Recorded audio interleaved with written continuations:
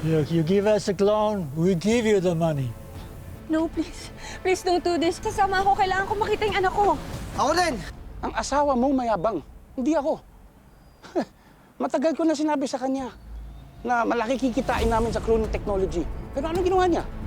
Hindi niya ako pinansin. Dahil ganit ka. Chief, ano ang balita? Kumpirmadong nandito na rin sina Kara at Lucas Orozco. Baka nagtatago lang sila sa kakahuyan. Tigilan mo yan, Jack! Ano ba? Habulan mo! Kuya! Habulan mo!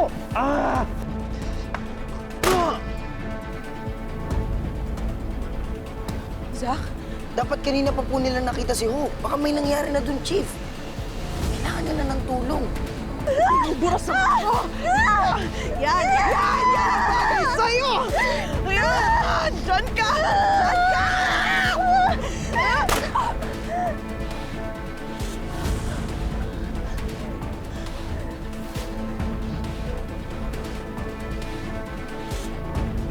Minsan mo nang pinatay yung anak ko. Hindi na ako papayag na mangyari ulit yun.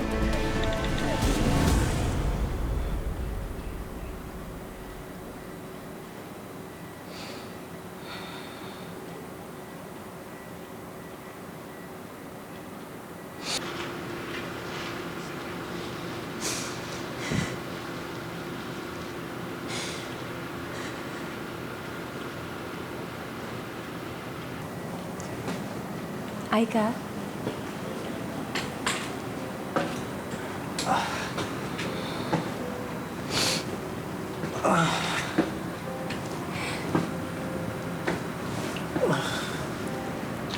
Aika, makikiramay kami. At kung meron kang kailangan, magsabi ka lang.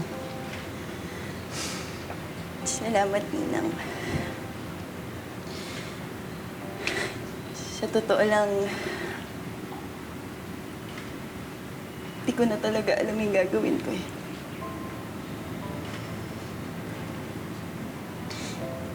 Nahihiya po akong humarap sa inyo.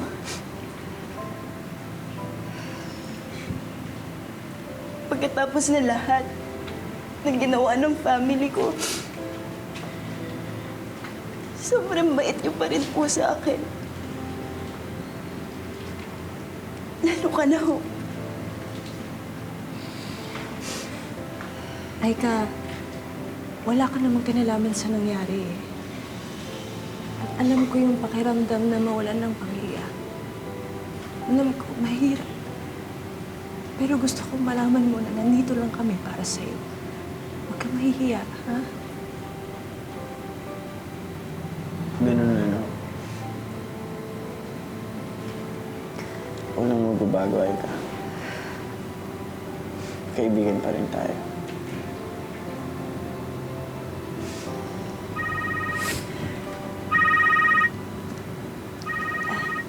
Sandali lang po.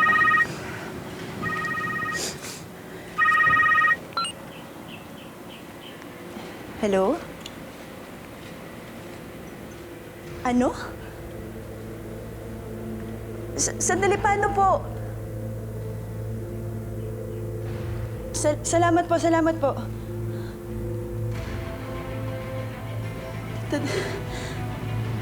Nawawala daw po si Tito Lucas eh. Wala daw po siya ngayon sa kulungan. Mukhang nakatakas daw po siya.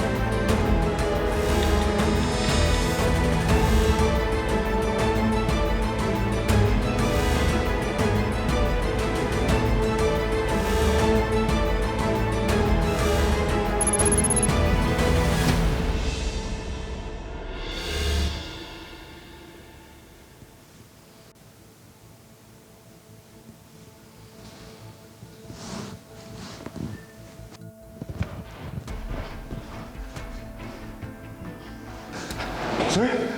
Sir! Sir, let me go, please. Sir, please, I just need one chance. I'll get the clone back, I promise. Let me go. Just one chance, I'll get her back, I promise. Please, sir, don't do this. Please, let me go. Begging you, one chance, let me get her back. Let me get the clone back. Sir, one chance. I'll get her back. I'll get her back. Sir, please don't. Sir, please, I'm begging you to do this. No! Sir, no. No! No!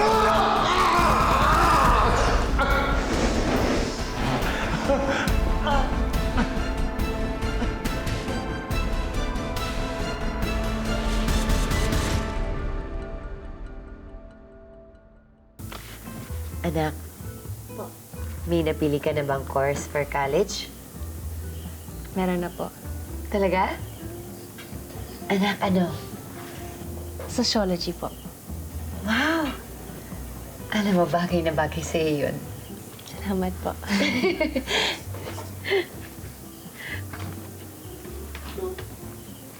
Natagpuan ang katawan ng wanted na biochemist na si Lucas Orozco sa tabi ng basurahan sa palengke ngayong hapon. Ayon sa pulis, halos hindi na rin makilala ang bangkay dahil kulang-kulang ang mga parte ng katawan nito. Wala na rin ang mga lamang loob at may bakas ng pagpapahirap kay Orozco.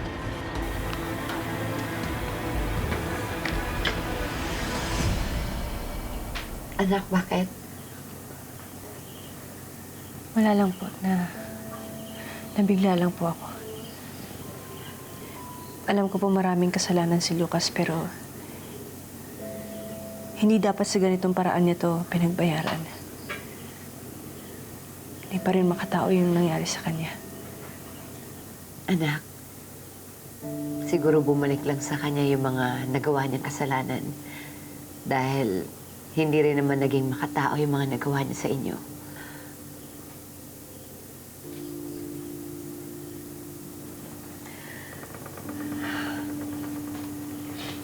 Ang mahalaga, malaya ka na ngayon. Hindi mo na kailangan magtago pa. Malaya ka na.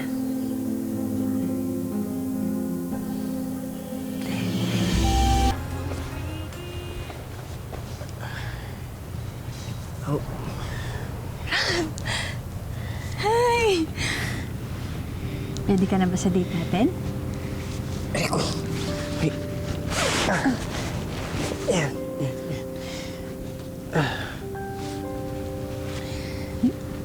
Parang ikaw po yung excited eh. Bakit? May problema ba? Ayaw mo?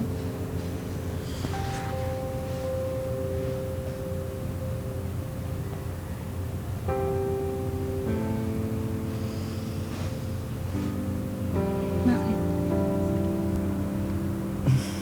May gusto sana akong sabihin sa'yo bago tayo mag-date. Alam ko na yan. Babanat ka na naman.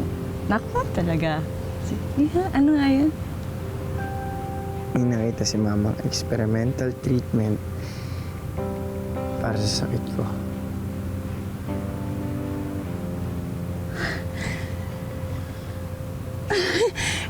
Good news yan!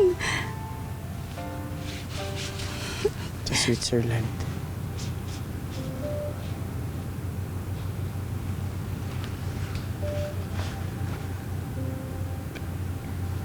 Pero parang ayaw kong pumunta ron eh. Kasi wala namang kasiguraduhan na kagaling pa ako. Ralph, makinig ka sa akin. Pumunta ka.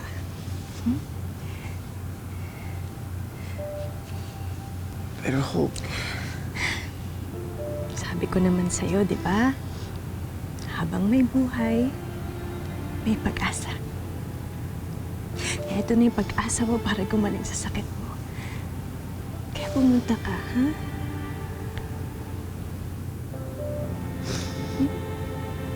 Gusto kong subukan.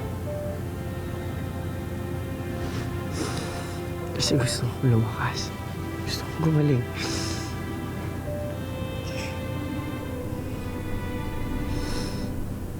Pero, pag hindi gumana yung treatment,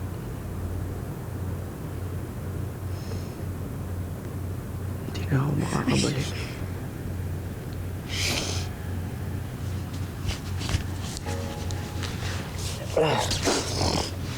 Huwag ka magsalita ng ganyan, ha? Gagaling ka. At itutuloy natin ang plano natin. Susulitin natin ang bawat oras na magkasama tayo. Gagawa tayo ng magagandang memories. Ah? Tapos? Tapos pagbalik mo, itutuloy natin yung simulan natin.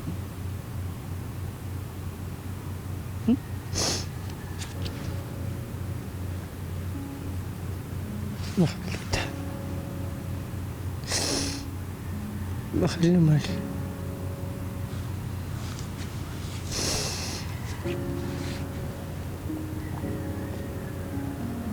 Mahal din kita, Ralph. Mahal na mahal kita. Nagpapasalamat ako kasi ikaw ang first love ko. Kasi pinaramdam mo sa akin kung paano mahalin ng tamang-tama.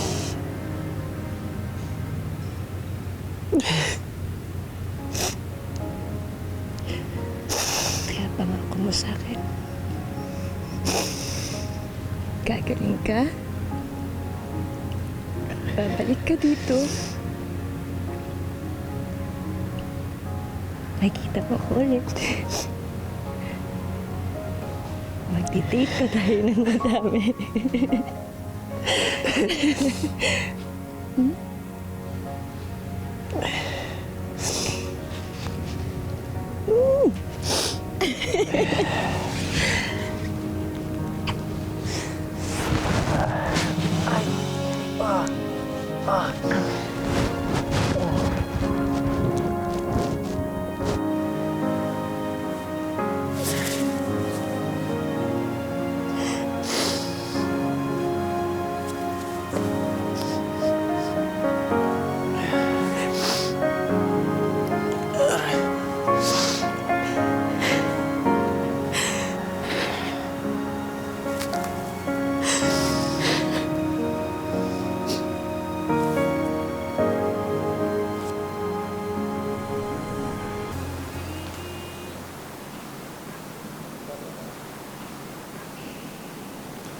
Charity, Fatima, Agape, salamat sa inyong tatlo at nandito pa rin ako.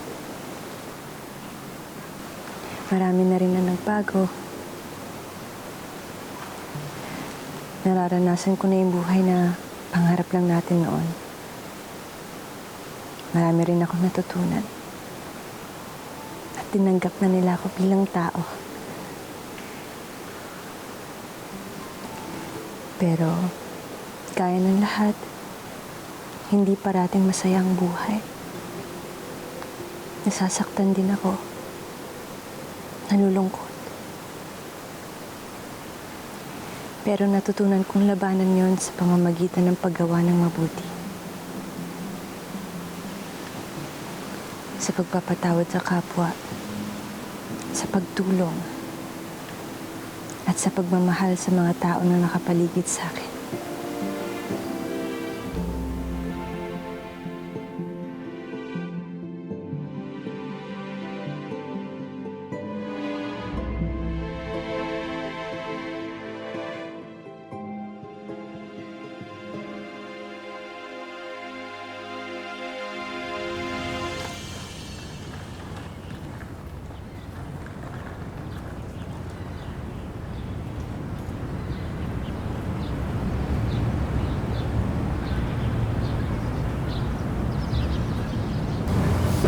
such a good best friend. Salamat din for ha.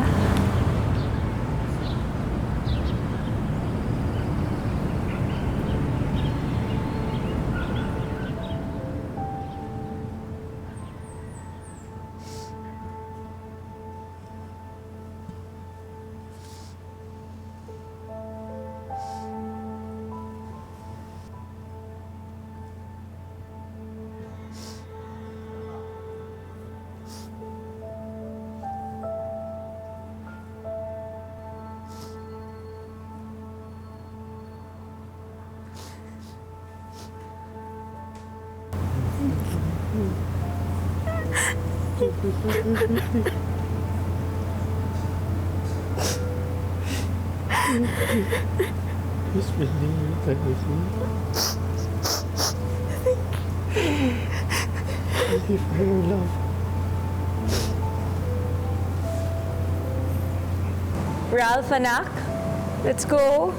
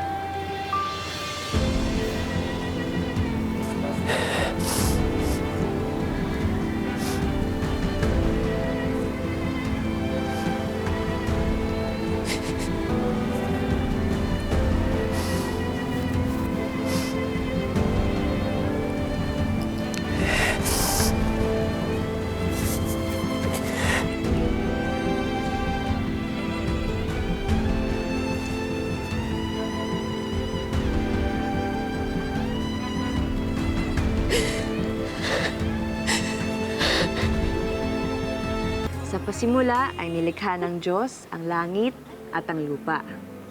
Dilim ang bumabalot sa kapaligiran. Hi, Kaya Trixie. sinabi ng Diyos, Hi po, sister. Uy, Carnation! Hello! Mga bata, ito si Ate Carnation nyo. Ang cute nyo naman. Di ba? Bait na mga bata. Tuloy na natin? Kaya sinabi ng Diyos, magkaroon ng liwanag at nagkaroon nga. Happy birthday to you. Happy birthday to you. Happy birthday, happy birthday. Happy birthday to you. Happy birthday, Ralph.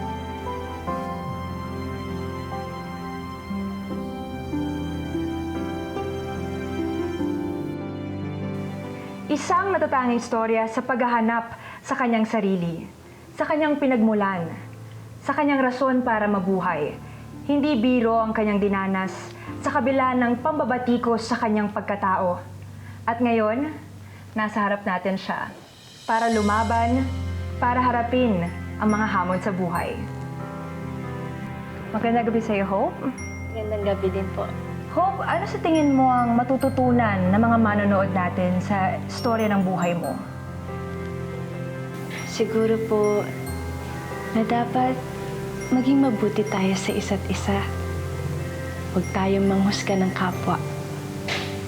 Huwag tayong manglait ng mga hindi natin naiintindihan. At siguraduhin natin na wala tayong tinatapakan.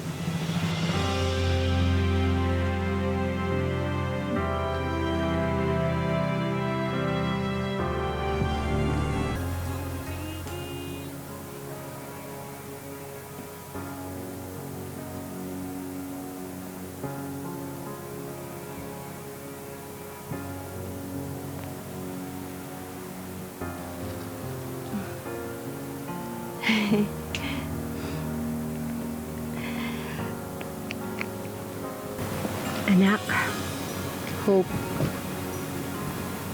I'm so proud of you.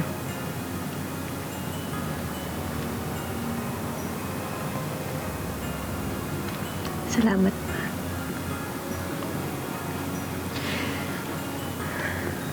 Siguro, may dahilan kung bakit ako ginawa at nilagay sa mundong ito.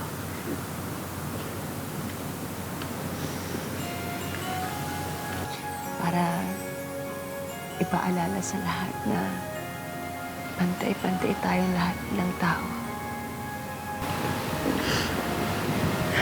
Dahil magkakaiba man ang paraan, binigyang buhay tayo ng iisang Diyos.